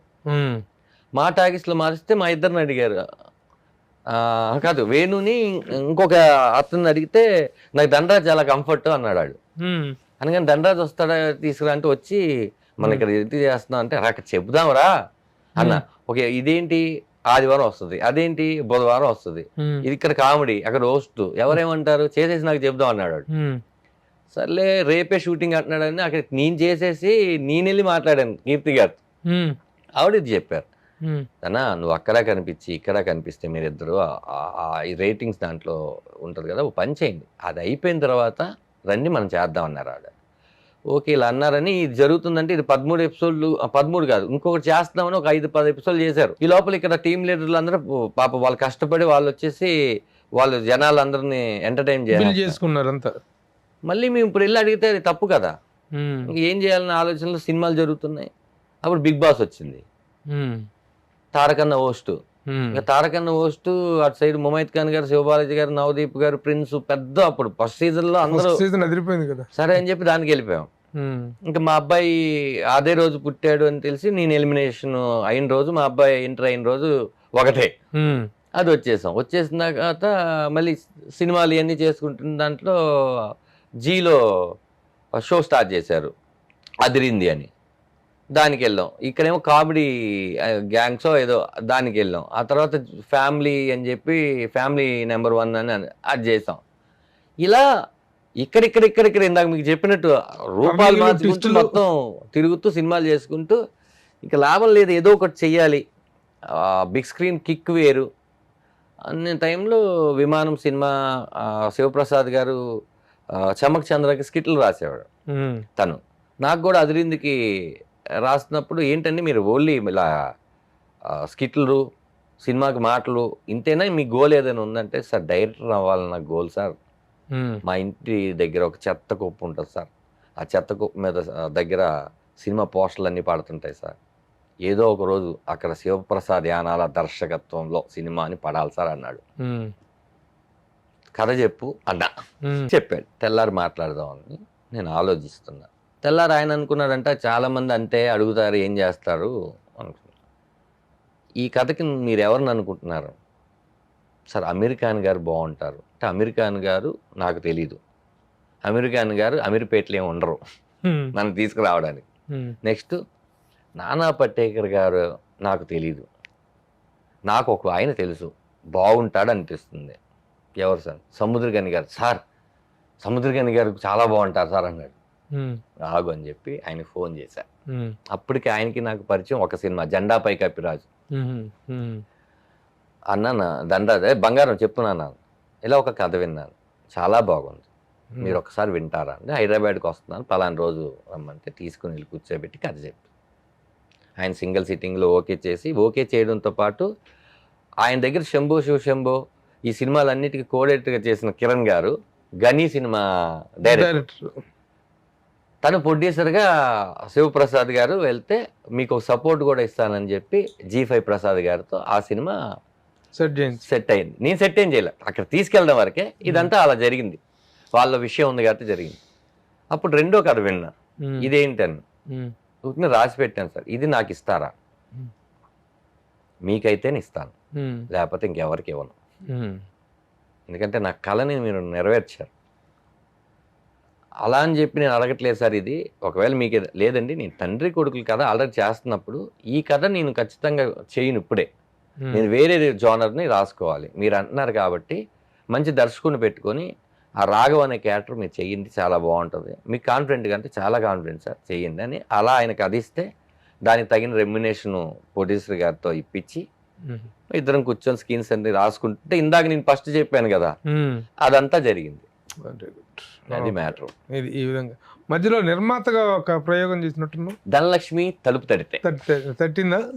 అట్లా ఎప్పుడు తడుతుందో డోర్ తీద్దామని డోర్ దగ్గర ఉండదు, తట్టలేదు ఆవిడ. ఎంత పోయింది దాంట్లో?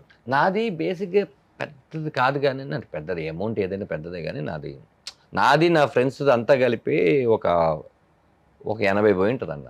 80 లక్షలు 80 లక్షలు పోయి ఉంటుంది. నాదైతే ఒక 40 పోయి ఉంటుందేమో. మొత్తం జబర్దస్త్లో ఎంత సంపాదించా, సినిమాల్లో ఎక్కువ సంపాదించా?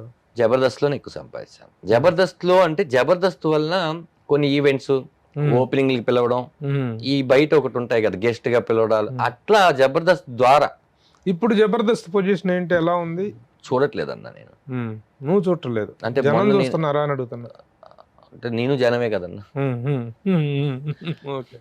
నేను మొన్న ఎవరు ఏ రోజు వస్తుందండి జబర్దస్త్ వస్తుందంటే వస్తుంది అండి, బట్ వాళ్ళ యాప్లో వస్తుంది, ఎక్కువ యాప్ పెట్టడం వల్ల యూట్యూబ్కి దూరంగా ఉంది అని ఎవరు అన్నారు. కానీ జబర్దస్త్ అనేది ఒక వైభవం కదా. ఫస్ట్ స్కిట్ రోల్ కెమెరా చెప్పింది నా ఫేస్ మీదే. జబర్దస్త్ ఫస్ట్ స్కిట్ కొట్టి ఫస్ట్ యాక్టర్ నేను స్టేజ్ మీదకి ఎక్కి రోల్ కెమెరా యాక్షన్ అన్నది నాతో స్టార్ట్ అయింది. Pioneer of Jabardasth. నేనే వీళ్ళందరినీ సెట్ చేశాను. నేను మన టీవీ చేయడం ఏంటి అంటే నేనే రెమ్యునేషన్ మాట్లాడి, అప్పుడు చంద్ర కూడా ఏమీ లేదు నేను చేస్తా అంటూ అందరినీ నేనే ఏడుకొని నా దగ్గర క్యాష్ ప్రోగ్రామ్ లో పట్టాడు మమ్మల్ని, చేద్దాం అంటే.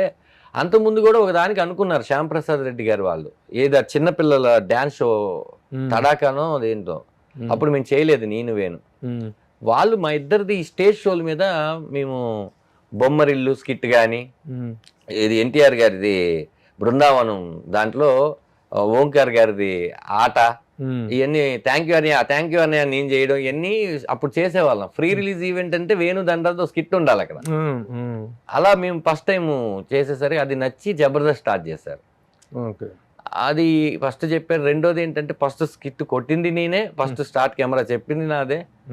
మొత్తం ఎన్ని ఎపిసోడ్లు? 70 ఎపిసోడ్లు. 70 ఎపిసోడ్లు. 70 ఎపిసోడ్లు చేస్తుంటాను. అంటే ఒకసారి వెళ్ళడం 13 ఎపిసోడ్లు చేయడం, మళ్ళీ షూటింగ్లు బిజీగా ఉండి మళ్ళీ వెళ్ళడం, ఒక 10 ఎపిసోడ్లు చేయడం, అట్లా గ్యాప్లకి వెళ్ళి చేసి. తర్వాత అకార్డింగ్ టు యూ, సరే you are the pioneer, who is the star of Jabardasth అంటే ఎవరి పేరు చెప్తా? స్టార్ అంటే నాగబాబు గారు. అప్పుడు ఏంటంటే నాగబాబు గారు జడ్జిగా, దాని తర్వాత రోజా గారు కూడా. ఫస్ట్ ఏంటంటే నాగబాబు గారు జడ్జిగా, రోజా గారు. ఆ పేరు ఆ నాగబాబు గారి నవ్వుకి మనం ఏంటంటే అది యాక్టింగ్ చేయరు ఆయన. నవ్వు వస్తే ఆయన అంత గట్టిగా నవ్వు ఆపుకోలేడు, ఆయన అంత స్వచ్ఛంగా నవ్వరు. అది నిజమైన నవ్వా లేదా మనకు అర్థమైపోద్ది, అంత గట్టిగా నవ్వుతాడు ఆయన, అందరిని ఎంకరేజ్ చేస్తాడు. ఆయన స్టార్. అంటే స్టార్స్ అంటే ఎలా చెప్తారు, ఇప్పుడు ఆ షాడోలు పడుతుంటాయి అన్న, ఆయన షాడో పడిన నేను, ఆ షాడో పడినటువంటి అప్పుడు అనసూయ గారు, అప్పుడు రష్మి గారు, ఇప్పుడు అందరూ కూడా జబర్దస్త్ ద్వారా చాలా మంది వచ్చేసారు కదన్నా.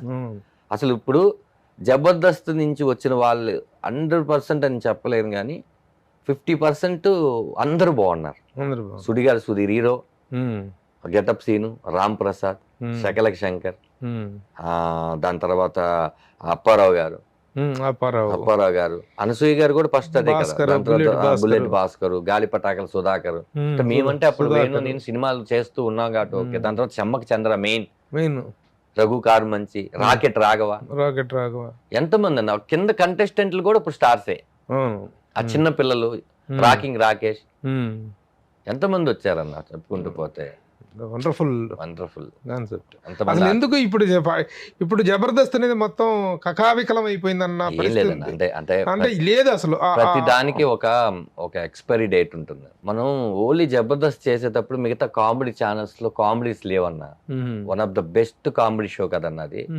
దాని ముందు హిందీలో ఉండే comedy with couple, comedy circus అట్లా ఉండేదన్న, ఫ్యామిలీ సర్కస్. ఇక్కడ ఏంటంటే దాంతోపాటు మిగతా ఛానల్ రావడం, ఎంటర్టైన్మెంట్ షోలు మొదలవడం, యూట్యూబ్లు, ఇన్స్టాగ్రామ్. మేము చేసేటప్పుడు యూట్యూబ్లు లేదన్నా.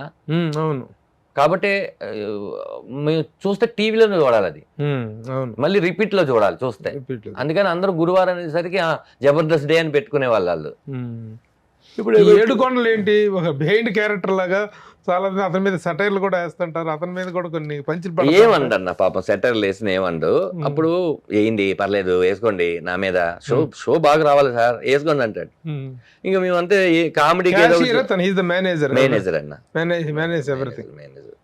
ఏదైనా ఉన్నదాన్ని చెప్తే కామెడీ కాదు కాబట్టి కొంచెం ఏదో పూత పూసి చెప్తుంటాం. తర్వాత చాలా విభేదాలు వచ్చి కొట్టుకున్నారు బాగా. అసలు కొట్టుకోవడాలు ఏం లేవన్నా, ఇదంతా ఒకళ్ళ మీద ఒకళ్ళకి ప్రొఫెషనల్ ఇది వచ్చేసి ఇదేనన్నారు. అసలు లేదన్న, అంటే మేము ఉన్నప్పుడు లేదు, మరి ఎవరు ఉన్నప్పుడు ఇది జరిగిందో నా దాకా అయితే తెలియదు. మేము ఉన్నప్పుడు అయితే అసలు అలాంటిది ఏం లేదు. మేము ఏదైతే యాజమాన్యం ఉందో యాజమాన్యం చెప్పే వచ్చిన వాళ్ళం మేము, అంతే. మాకు అదేం లేదు. మళ్ళీ జబర్దస్త్ పూర్వ వైభవం వచ్చే అవకాశం ఉందా? రావచ్చు అన్న, అంటే అది ఎవరి చేతిలో చెప్పలే అన్న. ఇక్కడికి ఏది కూడా రేపు ఏం జరుగుతుందో చెప్పలేని పరిస్థితుల్లో మనం ఉన్నప్పుడు మళ్ళీ పూర్వ వైభవం అంటే ఆ కంటెస్ట్లు అందరూ మళ్ళీ వచ్చి మళ్ళీ అదంతా జరగాలి ఒకటి. కానీ జబర్దస్త్కు సంబంధించినందుకు ఒక ప్రత్యేకమైనటువంటి యూనిక్ పాయింట్ ఏంటంటే, ఎవరైతే అందులో స్టార్స్గా వెలిగారో నాగబాబు గారు కానీ, జడ్జెస్గా రోజా గారు కానీ, ఇద్దరు 2 డిఫరెంట్ పార్టీస్లో ఉండుకుని 2 డిఫరెంట్ పార్టీస్లో ఎక్స్ట్రీమ్గా ఒక్కొక్కరిని తిట్టుకునే పరిస్థితి, అది చాలా విచిత్రంగా అనిపిస్తుంటుంది. మీరు ఉన్నప్పుడు వాళ్ళ మధ్య అలాంటివి ఏమైనా ఉండేవా? మేము ఉన్నప్పుడు లేదు అసలు, నాకు తెలిసి ఎప్పుడు లేదు. వాళ్ళిద్దరూ మమ్మల్ని బాగా ఎంకరేజ్ చేసేవాళ్ళు. అప్పటికి నాకు తెలిసి రోజా గారు టీడీపీలో ఉన్నారు అనుకుంటా. అప్పుడు టీడీపీలో ఉన్నారు అప్పుడు. మాకు అసలు రాజకీయాలతో దాంతో సంబంధం లేదు. ఆవిడ కూడా ఎప్పుడు ప్రస్తావించే వాళ్ళు కాదు. మేము వచ్చేసిన తర్వాత కదన్నా ఇవన్నీ జడ్జెస్ గా మారడాలు కానీ ఇదంతా జరగడం కానీ. మేము ఉన్నప్పుడు అసలు లేదు కదా, మేము ఉన్నప్పుడు ఏం లేదు. ఆవిడ ఏమి ఎత్తేది కాదు. కానీ తర్వాత ఇప్పుడు మనోడు పొలిటిక్స్ లోకి వెళ్ళటం, దీంట్లో నుంచి వాళ్ళు కొంతమంది జనసేన వైపు నుంచి వెళ్ళి జనసేనకి వర్క్ చేశారు కదా. ఎవరన్నా మన గెటప్ సీన్ వాళ్ళు అదంతా అందరం వెళ్ళాలండి. అదేంటంటే మేము ముఖ్యంగా ఏంటంటే అందరం కూడా పవన్ కళ్యాణ్ గారి వీరాభిమానులు. ఫస్ట్ చిరంజీవి గారు అంటే మా అందరికి ప్రాణం. చిరంజీవి గారు మా అందరి చిరునామా, నా వరకైతే అందరు. నేను దాని తర్వాత మాకు పవన్ కళ్యాణ్ గారు, నాగబాబు గారు. ఇప్పుడు ఒక పని వాళ్ళు చేస్తున్నప్పుడు మన అవసరం ఉందా లేదా అనే విషయం వాళ్ళు మనకు చెప్పకపోయినా కూడా అభిమానం. మీరు వెళ్తున్నారన్నా, ప్రభు గారు అంటే నాకు చాలా ఇష్టం, ప్రభు గారు ఫాలోవర్ నేను చేస్తాను. నాకు దీంతో పార్టీతో సంబంధం లేదు, నాకు మనిషితోనే. పిలిస్తే వెళ్ళారా, పిలవకుండానే వెళ్ళారా? నేను వెళ్ళలేదన్న. అప్పుడు నేను దేంట్లోనూ బిజీగా ఉన్నా. నేను చెప్పాను, నేనే చెప్పాను నేను రాలేకపోతున్నా, పని చేసుకోండి, ప్రాబ్లం ఏం లేదని. ఖచ్చితంగా ఆది కానీ, గెటప్ సీన్ కానీ, సుధీర్ కానీ, లేకపోతే వెళ్ళిన వాళ్ళందరూ కూడా వాళ్ళే వెళ్ళారు. మీరు రండి అని అసలు పిలవలేదు. మీరు రండి వచ్చి ప్రచారం చేయమని 100% ఎవరు అనలేదు. వాళ్ళగానే వెళ్ళారు. We are fans. నేను చాలాసార్లు చెప్పాను, నాకు కుదురుంటే నేను కూడా వెళ్ళేవాడిని. ఇప్పుడు చూస్తున్నాం కదన్నా జరిగిన రిజల్ట్ ఏంటో, అది చాలు. అది మేము ఊహించాం. తర్వాత కలిసారా మీరు అందరూ వెళ్ళి? నేను ఒక 4-5 సినిమాలు యాక్ట్ చేశానన్న ఆయనతో. గబ్బర్ సింగ్ కానీ, కెమెరామెన్ రాఘవ, నేను నాగబాబు గారిని కలిశాను. ఆ తర్వాత అంటే ఆయనకి అంత టైం ఎక్కడ ఉంటుంది, చాలా పనులు కదా. మనం మనం మనం చేసే ఏదైనా మంచి ఉంది అంటే డిస్టర్బ్ చేయకపోవడం. బాగుంది. చిరంజీవి గారితో ఏంటి అనుబంధం? చిరంజీవి గారు లేకపోతే నేను అసలు నాలాంటి వాళ్ళు చాలా మందికి ఇన్స్పిరేషన్ కదన్నా. మా అందరికీ చిరంజీవి గారు ఒక్కళ్ళే, చిరంజీవి గారికి ఎంతో మంది. మరి చిరంజీవి గారు లేకపోతే నేను ఆర్టిస్ట్ అవ్వాలని అనుకునేవాడిని కాదు, హైదరాబాద్ పారిపోయి వచ్చేవాడిని కాదు. నేను ఎప్పుడైనా సరే చిరంజీవి గారితో యాక్ట్ చేయాలనే మీ కళ ఏదైనా ఉంది అంటే, నాకు ఒకటే కళ అని కాదు, 4-5 కళలు ఉంటాయి. దాంట్లో పెద్ద కళ ఏది అంటే నాకు చిరంజీవి గారితో యాక్ట్ చేయాలి. మరి ఇన్ని సినిమాలు చేసే వాటిలో ఎప్పుడు రాలేదు అవకాశం?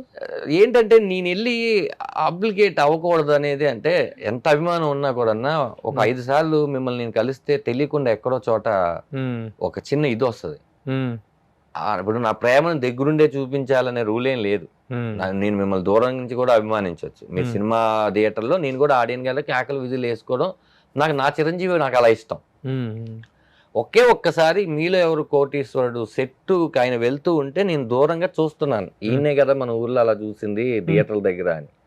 ఆయన ఇలా చూసి దండరాజ్ ఇలా రా అన్నాడు. గుర్తుపెట్టేది ఎవరు పరిచయం కూడా లేదు. చిరంజీవి గారు నాకు చిరంజీవి గారు ఎందుకు తెలియదు అన్న, నాకు తెలుసు ఆయనకి నువ్వు అంతకుముందు ఎప్పుడు కలవలేదు. ఆ స్టోరీ ఏంటంటే ఇలా రా అన్నాడు. వచ్చా, ఎలా ఉన్నావు సార్, నా పేరు తెలుసా సార్ మీకు అన్న. మా నాగబాబు చూపిస్తుంటాడు జబర్దస్త్, నేను పడి నవ్వుతాను, నువ్వు జగదీక్ వీడ్ అట్ల సుందర్లో ఆ శ్రీదేవిలో ఏడి గట్టప్పేస్తే ఎంత నవ్వుకున్నానని ఆయన చెప్పారు. ఓ మీరు చూస్తారా నా అంటే, ఏం మాట్లాడు, నేను అన్ని చూస్తుంటాను, అసలు ఒక 7 ఏళ్ళు లేను నేను, అలాంటిది ఖైదీ నెంబరు 150 వస్తే మీరు ఎలా రిసీవ్ చేసుకుంటారు అనుకున్నాను, మీ అభిమానం మాత్రం అలాగే ఉందయ్యా, ఇక నేను సినిమాలే చేస్తాను మీ అందరి కోసం అని మాట్లాడుతుంటే, సార్ మీరు ఇక్కడి నుంచి వెళ్ళిపోండి సార్ అన్న. ఆయన కళ్ళే చూస్తున్నాను, ఐస్ ఆ చరిష్మా, వెళ్ళిపోండి సార్ నాకు హార్ట్ స్ట్రోక్ వచ్చేటట్టు ఉందని. నేను నాతో ఎక్కువసేపు మాట్లాడితే హార్ట్ స్ట్రోక్ వచ్చేటట్టు ఉంది సార్, నాకు ఇప్పుడు నేనేం చెప్పాలో కూడా నాకు అర్థం కావట్లేదు అంటే, ఫోటో దిగవా అని చెప్పి ఆయన పక్కకు తీసుకెళ్ళి, ఇదిగో నాకు ఎప్పుడు ఇలా ఉంటుంది స్క్రీన్ సేవర్. ఆయన ఫస్ట్ చెప్పి దించింది, ఆయన దాన్ని నువ్వు ఇట్రా అని చెప్పి తీసుకొని వెళ్ళి ఫోటో తింటే అని చెప్పి ఫోటో తీసి ఓకేనా కలుద్దాం అని వెళ్ళిపోయారు. ఇలా మాట్లాడిన చిరంజీవి గారు నాకు ఇలా తెలుసు కదని నేను వెళ్ళి ఎన్నిసార్లు డిస్టర్బ్ చేస్తాను ఆయన. నేను బేసిక్ ఏంటంటే అన్న, ఆయనతో యాక్ట్ చేయాలి అనేది పైన శివుడు, నేను నమ్మిన దేవుడు ఒకటి రాస్తాడు, అంతవరకు వెయిట్ చేయడం తప్పలేదు. నీ సినిమా రామం రాఘవం అద్భుత విజయాన్ని సాధిస్తుంది అన్న, మంచి సక్సెస్ వస్తుంది అన్న. ఆ సక్సెస్ చూసిన తర్వాత నిన్ను ఎంకరేజ్ చేయడం కోసం చిరంజీవి గారు డెఫినెట్ గా నన్ను పిలిచి ఎంకరేజ్ చేస్తారు. చిరంజీవి గారు నన్ను పిలవడం కోసమైనా ఈ సినిమా ఆడాలి. అది డెఫినెట్, ఎందుకంటే ఒక కొత్త వాళ్ళు కానీ ఏదైనా ఒక కొత్త క్రియేటివ్ వర్క్ కానీ నచ్చింది కానీ ఒక సక్సెస్ వచ్చింది అంటే ఆయన ఇచ్చేంత ఎంకరేజ్మెంట్ ఎవరు ఇవ్వరు. అంటే మనం మాటల్లో చెప్తున్నాము, ఇది ఎక్కడ చూడలేదని కాదన్నా, ప్రతి సినిమా బాగున్న ప్రతి సినిమాని ఆయన ఇంటికి పిలిచి కూర్చోబెట్టి 10 నిమిషాలు మాట్లాడే వీడియోలు మనం చూస్తూనే ఉన్నాం. కాబట్టి నీకు కూడా అలాంటి ఒక పిలుపు వస్తుంది, రావాలని కోరుకుంటూ all the best. Thank you. February 21వ తారీఖున రాబోతున్న నీ సినిమా అద్భుత విజయాన్ని సాధించాలి. కెమెడియన్ గా, యాక్టర్ గా, డైరెక్టర్ గా కూడా మంచి ఫ్లరిష్ సాధించాలని ఆశిస్తూ all the best from Suman TV. Thank you so much అన్న, thank you very much, nice interview. Suman టీవీలో మీ పర్సనల్ అండ్ బిజినెస్ ప్రమోషన్స్ కోసం కింది నెంబర్కి కాంటాక్ట్ చేయండి.